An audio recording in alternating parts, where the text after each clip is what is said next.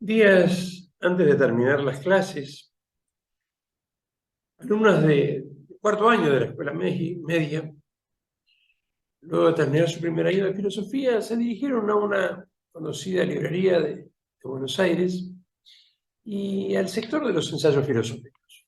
Estuvieron mirando algunos libros y sacaron algunas fotos para con muchísimo humor y con afecto enviármelas y reírse un rato a partir de algunas reflexiones, no tan graciosas, sino más bien profundas que habíamos abordado durante el año lectivo. Cuando me llegaron las fotos, me pareció interesante utilizarlas para hacer una pequeña reflexión y compartirlas con ustedes también a modo de video.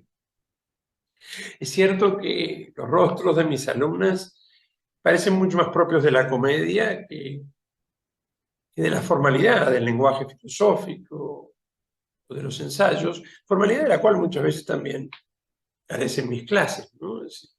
En donde utilizo, entre otras cosas, el heavy metal como un modo de abordaje de la filosofía, pero sin perder ese humor e intentando reflexionar desde lo profundo, ya que no fueron los libros elegidos al azar, quiero compartir con ustedes algunas reflexiones.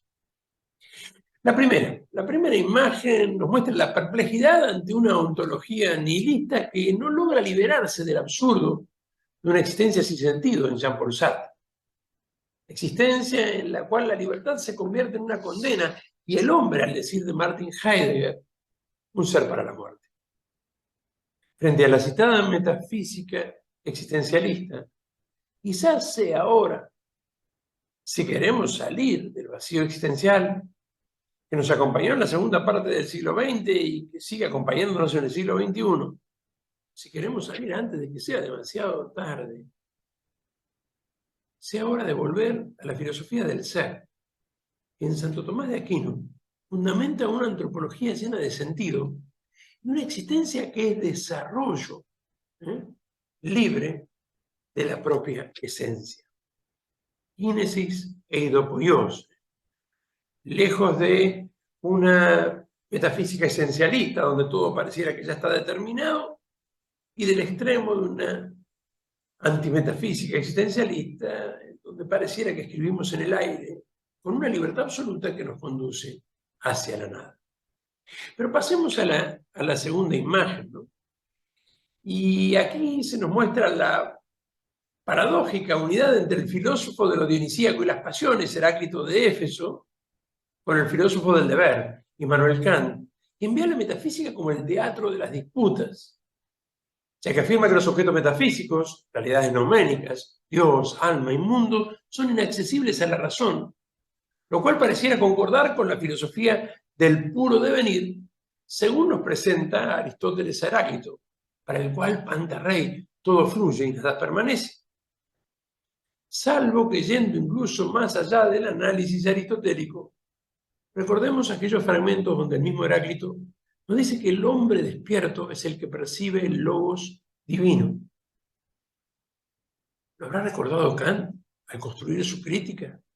¿O preferiría continuar el sueño racionalista de Descartes y condenarnos así a vivir dormidos por temor a perder una libertad absoluta que, por cierto, nunca tuvimos ni tendremos, acurrucados en el fondo de la caverna de Platón, sin emprender nunca el viaje verdaderamente liberador que nos permita trascender más allá de la física? Felices los que estén dispuestos a hacerlo.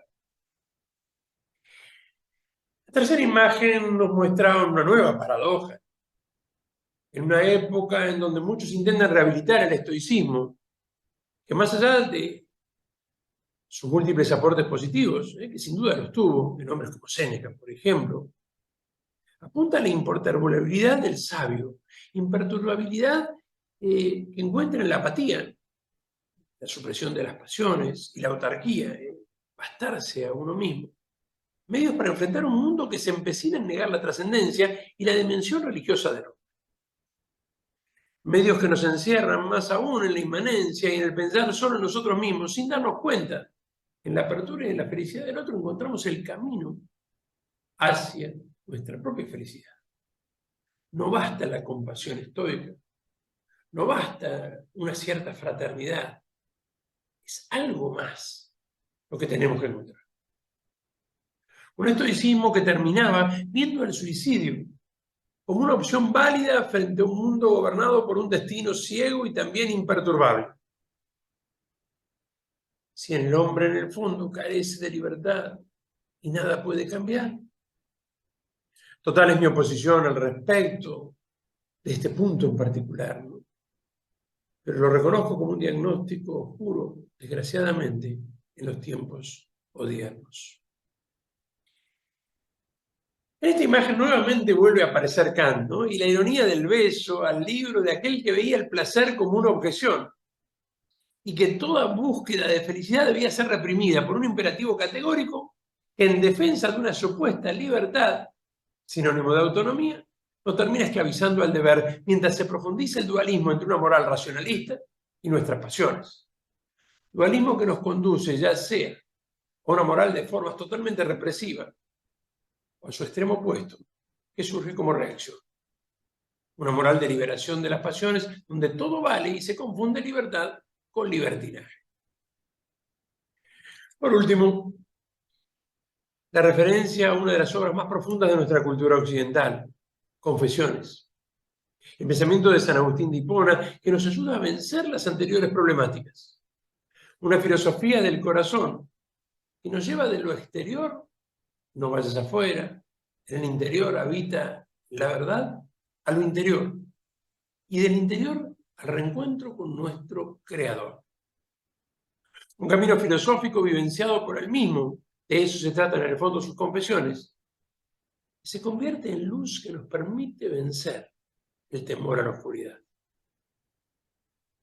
El medio corazón, que marcaba la mano de mi alumna, nos remite a esa frase donde este gran filósofo y santo africano sintetizaba el anhelo y sentido de la vida. Mi corazón está inquieto hasta que descanse en ti, Señor.